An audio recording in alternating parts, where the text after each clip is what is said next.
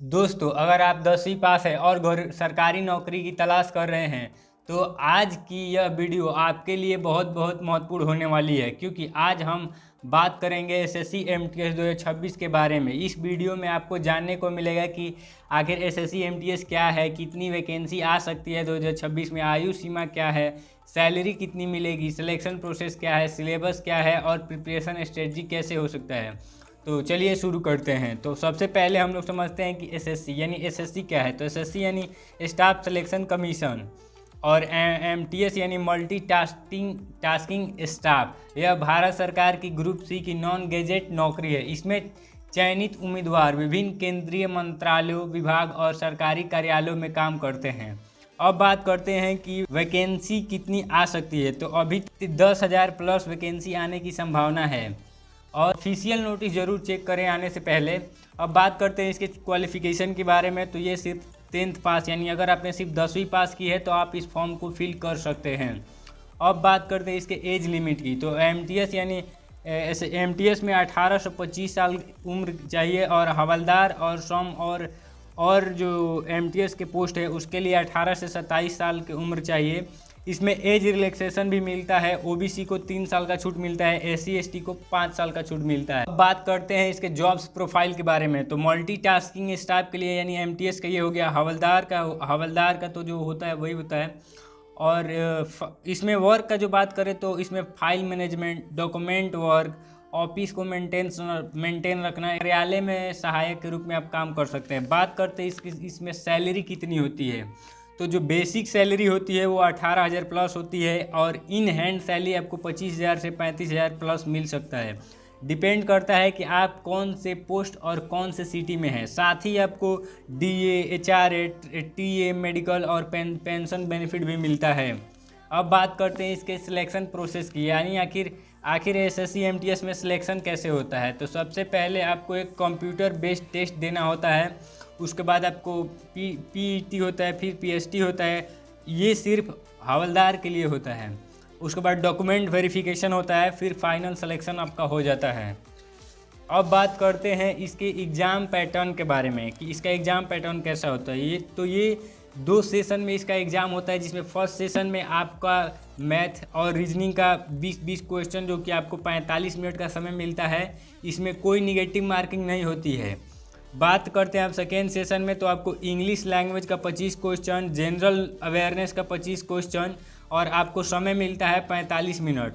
और ये दोनों सब्जेक्ट का एक ही सेशन में टाइम आउट हो जाता है, और इसमें -1 की निगेटिव मार्किंग होती है।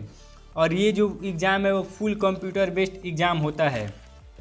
अब बात करते हैं हवलदार का फिजिकल जो टेस्ट होता है उसके बारे में। तो मेल जो है उनको चलना 1.6 किलोमीटर आपको चलना है 15 मिनट में। साइकिलिंग करना है 8 किलोमीटर आपको 30 मिनट्स में। वहीं फीमेल के लिए आपको 1 किलोमीटर चलना है 20 मिनट्स में, और साइकिलिंग करना है जो 3 किलोमीटर वो 25 मिनट्स में। अब बात करते हैं इसके डेली स्टडी प्लान के लिए कि क्योंकि अगर आपको इसमें सिलेक्शन लेना है तो आपका पढ़ाई का जो रूटीन होना चाहिए वो कैसा होना चाहिए। तो लगभग मैथ के लिए आप 2 आवर्स दे सकते हैं, रीजनिंग के लिए 1.5 आवर दीजिए, इंग्लिश को आप 1.5 आवर दीजिए, साथ ही जीके को 1 आवर दीजिए। साथ में आप सेशनल मॉक टेस्ट देते रहिए, और वीकली कोशिश कीजिए कि एक चैप्टर का पूरा मॉक टेस्ट दे। साथ ही अगर बात करें बेस्ट बुक्स के बारे में, तो आप मैथ के लिए राकेश यादव सर और आदित्य सर का बुक ले सकते हैं। रीजनिंग के लिए आप किरण पब्लिकेशन का बुक ले सकते हैं, या बलराम सर का बुक भी ले सकते हैं। साथ ही बात करें अगर इंग्लिश की, तो नीतू मैम की बुक और ब्लैक बुक, जो कि वोकेबुलरी के लिए बहुत अच्छा होता है।